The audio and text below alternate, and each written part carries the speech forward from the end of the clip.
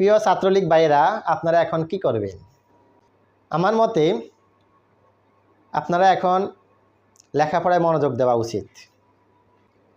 লেখাপড়া করে বিভিন্ন সেক্টরে নিজেদেরকে প্রতিষ্ঠিত করা উচিত।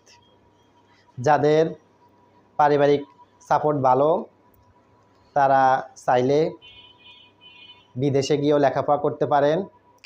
আর যাদের লেখাপড়া ভালো না বা লেখাপড়ার সময় আর নেই, তারা ওয়ার্ক পারমিট ভিসায় বিদেশে চলে যেতে পারেন। যেহেতু আমাদের দেশের এখন বৈদেশিক ঋণ অনেক বেশি, আমাদের অনেক ডলার প্রয়োজন, তাই আপনারা বিদেশে যদি এখন চলে যান